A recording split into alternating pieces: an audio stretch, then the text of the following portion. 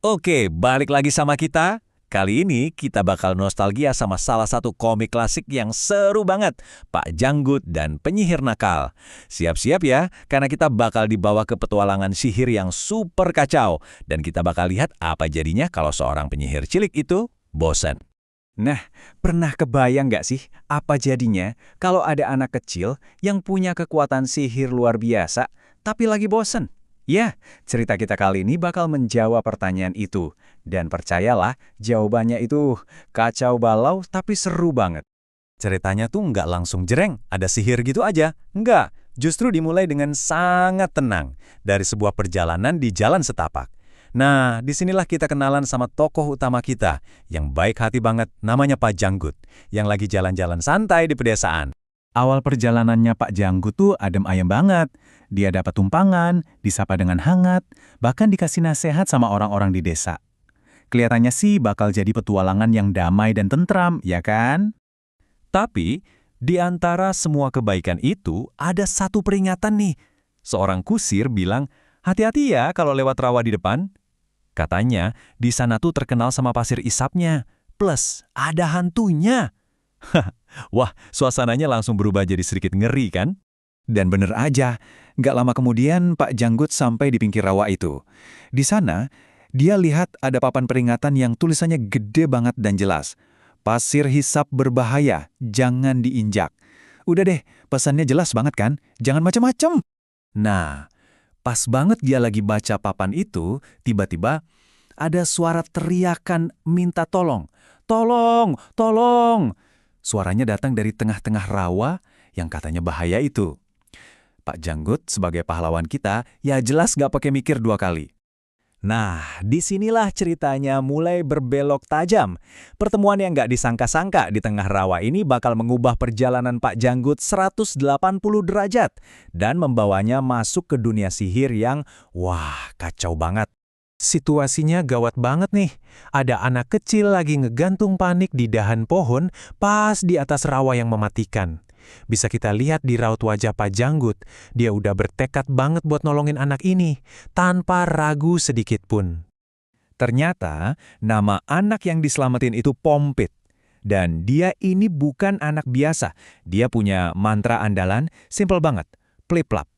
Nah, kata ajaib inilah yang jadi biang kerok semua kekacauan yang bakal kita lihat nanti. Satu kata simple, tapi hasilnya, wah, luar biasa ribet. Sebagai tanda terima kasih, Pompit ngajak Pak Janggut ke rumahnya.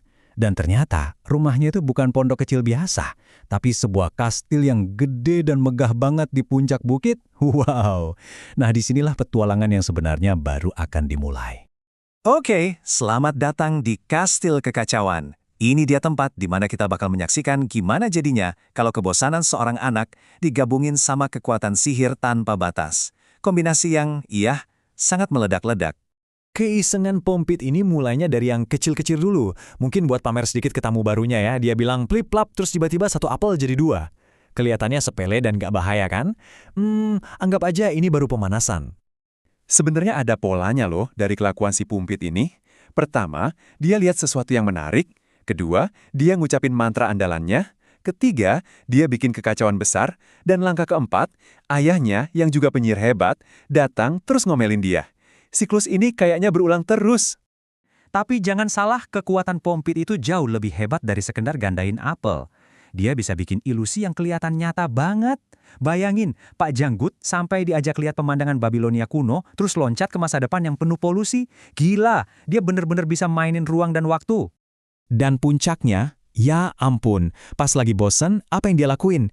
Dia hidupin semua baju zirah yang ada di lorong kastil. Dengan suara rengkel deking yang berisik banget, semua baju zirah itu mulai jalan dan ngejar mereka berdua. Nah, dari yang tadinya iseng-iseng, sekarang jadi acara lari-larian panik. Oke, kalau tadi cuma kekacauan, sekarang kita masuk ke level bencana total. Ini dia momennya, saat sebuah buku terlarang akhirnya dibuka. Dan akibatnya, jauh lebih basah dan bahaya dari yang bisa kita bayangin. Pas lagi lari dikejar-kejar pasukan baju zirah itu, mereka nerobos sebuah pintu dan masuk ke perpustakaan. Ironisnya, ini tuh satu-satunya ruangan di kastil yang Pompit dilarang keras masuk. Ya jelas, hal ini malah bikin dia jadi makin penasaran kan? Dan Rasa penasaran akhirnya menang. Mata Pompit langsung tertuju ke satu buku yang gede banget dan kelihatan misterius. Judulnya Grafik Lautan. Udah dilarang, tapi dia tetap aja nekat. Dia nggak bisa nahan diri, dan akhirnya buku itu dibuka. Begitu dibuka, blush! Air langsung muncrat dari halaman-halamannya. Bukan cuma air biasa, ini banjir bandang, lengkap sama ikan-ikan dan bahkan gurita. Gawat, seluruh kastil terancam tenggelam.